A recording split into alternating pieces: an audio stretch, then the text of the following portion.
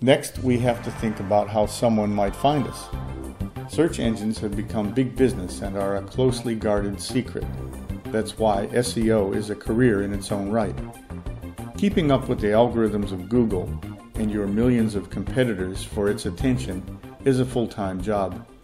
If we want to be found by organic search, we have to consider the following. Who is the sort of person or entity you hope would be needing what you have and might be searching for your brand? What are they seeking, and what search terms or phrases are they likely to use? Where would they likely be when conducting the search? Work, home, commute? When would they likely be conducting the search? Lunch, evening, commuting? How would they do this? PC, laptop, mobile device? What action would you like them to take upon finding you? To help work this out, an indispensable method of research is keyword analysis. Find existing websites that offer a similar product, service, or brand style to what you're creating. Use a tool like Google Keyword Tool or Alexa.com to find out what search terms are bringing people to that site. And then do the reverse. Type in some keywords or phrases and see which sites come up on top of Google. Then go back and analyze the keywords for those sites. The general principles are widely promoted by Google itself. They try to make their search engine a proxy for the searcher, to react like a human. So a key part of strategy is to make your site user-friendly. If it is helpful to humans, the search robots will usually also give weight to the site. But the search folks have repeatedly used the term trust. Here's Google spokesman Matt Cutts on the topic. Who do they trust? The search engines trust authority. That especially means government and official organizations with .org.au or .edu extensions. They also trust large companies. If you are independent of these, yet get a link from them, this gives your site tremendous credibility. But not every list is credible. Some sell their favors. If you buy links, it's not independent. Since the earliest days, scammers and spivoids have tried techniques to force the search algorithms to their site.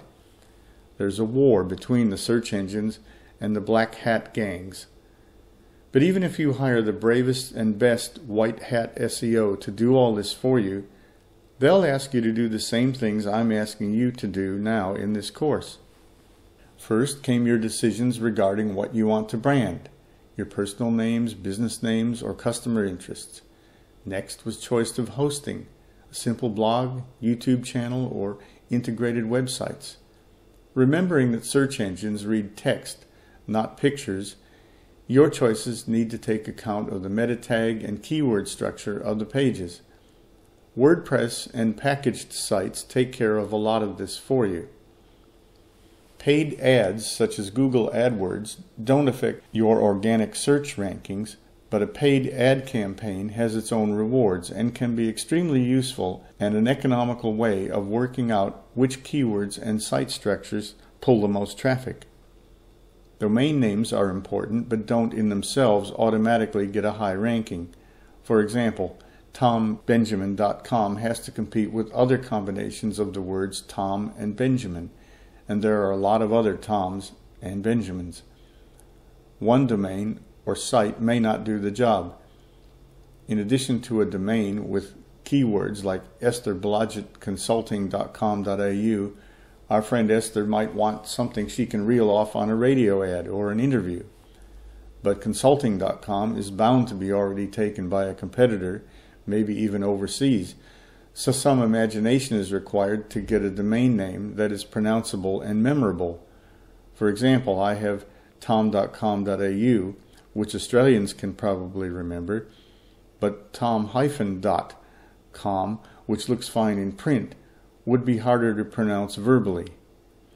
It sounds fine, tom.com, and looks fine on a business card, and a hyphenated name is fine for a search engine, but it's hard to explain verbally as tom-.com. I doubt anyone could follow that link. On the other hand, by having a mixed profile of sites such as Radio Tom, TV Tom, or Movie Tom, I have a chance of someone finding me just by remembering they met some guy from Australia named Tom who sings and makes movies. With these, I can go a step further and create a mental logo or a mental business card. If you put your left index finger atop your right index finger and hold it up, it forms a T. I can ask an audience to each do this, and it becomes my mental logo. Just remember that image, and it triggers memory of the name Tom or TV Tom.